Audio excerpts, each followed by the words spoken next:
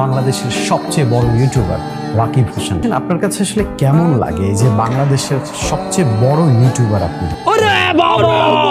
অন্তর আর ওমরান ফায়ারের ভিতর বেস্ট ইউটিউবার কি?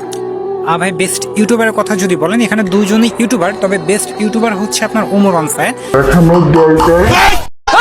দেখো, রিসেন্ট আমি একটা ভিডিও আপলোড করছি ওমরান ফায়ার ভার্সেস রাকিব হোসেন, এই দুজনের মধ্যে কে নাম্বার 1 ইউটিউবার অন বাংলাদেশ। তো ওই ভিডিওর কমেন্টে একজন বলতেছে বাংলাদেশের নাম্বার 1 ইউটিউব চ্যানেল হলো প্র্যাঙ্কিং এন্টারটেইনমেন্ট, আর একজন আবার বলতেছে ওমর আর রাকিব হলো আমার শাওয়া। দেখো, এই কথাটা আসলে আমি বলি নাই, আমার ভিডিওর কমেন্টে আতিক নামের এক ভাই এই কমেন্ট করছে। এখন এই আতিক ভাইয়ের কাছে আমার একটা প্রশ্ন, ভাই আপনার শাওয়াটা কি ওমর এন্ড রাকিবের সাবস্ক্রাইবারের চাইতেও বড়?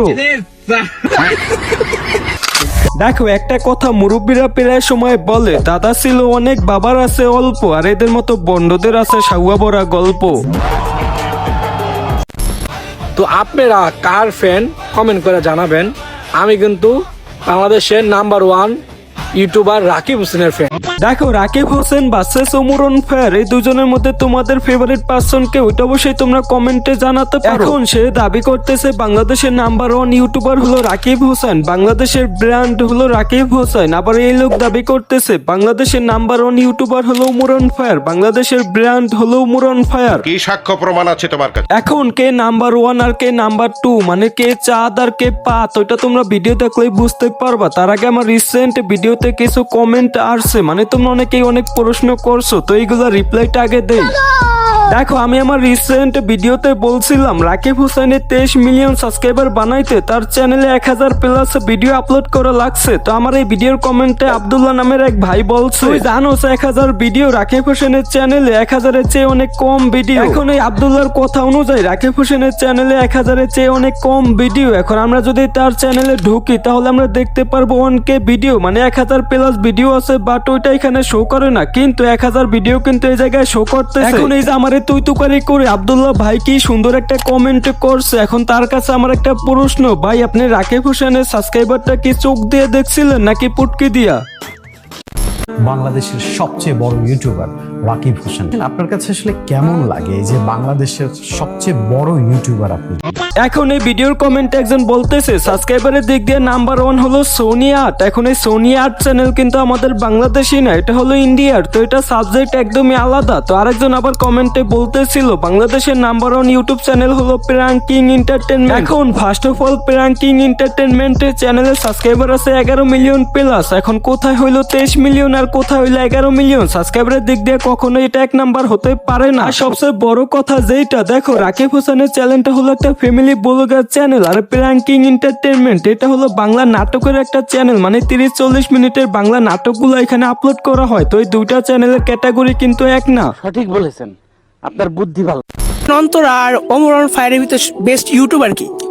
ভাই বেস্ট ইউটিউবারের কথা যদি বলেন, এখানে দুইজনই ইউটিউবার, তবে বেস্ট ইউটিউবার হচ্ছে আপনার ওমরান ফায়ার। এখন আমাদের ভিডিওর মেইন পয়েন্ট যেটা, রাকিব হোসেন ভার্সেস ওমরান ফায়ার, এই দুইজনের মধ্যে কে বেস্ট। এখন আমি রাকিব হোসেনের বিষয়টা আগে ক্লিয়ার করি, তারপরে আমি ওমরান ফায়ারের বিষয়টা ক্লিয়ার করতেছি। দেখো, first of all Rakib Hossain একজন ফ্যামিলি ব্লগার, মানে তার ফ্যামিলি সবাইকে নিয়ে সে ভিডিও বানায়, বিশেষ করে তার ছেলে, তার বউ, তার বোনকে নিয়ে সে ভিডিও বানায়। এখন এক কথায় বলতে গেলে সে তার ফ্যামিলি ব্যবসা করতেছে, মানে বোন অ্যান্ড বউকে দেখা ব্যবসা করতেছে। এখন এটার সাথে কিন্তু ওমরান ফায়ারের সাথে একদমই মিল নাই, কারণ তোমরা ওমরান ফায়ারের ফ্যামিলি মেম্বার কাউরাই এখনো কোনো ভিডিওতে দেখো না। এখন এই বিষয়টা তোমরাই চিন্তা করে দেখো, এইদিকে ওমরান ফায়ারের কোনো ফ্যামিলি মেম্বারকে তোমরা এখনো কোনো ভিডিওতে দেখোই নাই, আর এইদিকে রাকিব হোসেনের ভিডিও দেখার পরে অনেক পোলাপান নিচের কাজ করে, মানে গিটার বাজায়। এখন আমি কিন্তু গান গাওয়ার সময় যে গিটার বাজায় ওইটার কথা বলছি, আর তোমরা যেটা ভাবছো ওইটাও।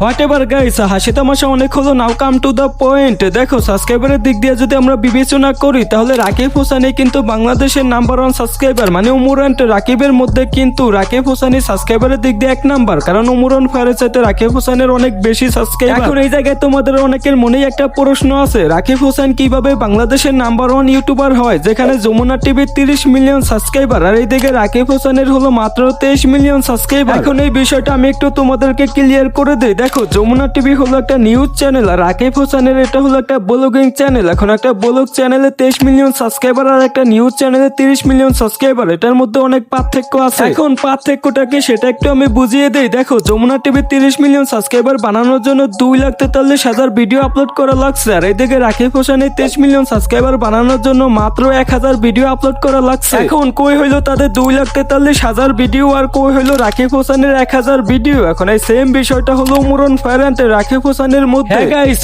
তোমরা যদি একটা বিষয় লক্ষ্য করো তাহলে দেখতে পারবা রাকিব হোসেনের 23 মিলিয়ন সাবস্ক্রাইবারের জন্য 1,000 ভিডিও আপলোড করা লাগছে, আর এইদিকে মুরন ফায়ারের মাত্র 48টা ভিডিওর মাধ্যমে 6 মিলিয়ন সাবস্ক্রাইবার হয়ে গেছে। এখন সেও যদি 1,000 ভিডিও আপলোড করে তাহলে রাকিব হোসেনের সাথে দ্বিগুণ সাবস্ক্রাইবার হবে। এখন এইটা হবে আর ওইটা হয়েছে, দুইটার মধ্যে অনেক পার্থক্য আছে। তো গাইস এই ছিল আজকের ভিডিও কেমন হয়েছে অবশ্যই কমেন্টে করো, ভালো লাগলে লাইক কমেন্টে শেয়ার করো, চ্যানেলে নতুন হলে অবশ্যই চ্যানেলটি সাবস্ক্রাইব করো। তো আজকের মতো বিদায় নিচ্ছি, আল্লাহ হাফেজ।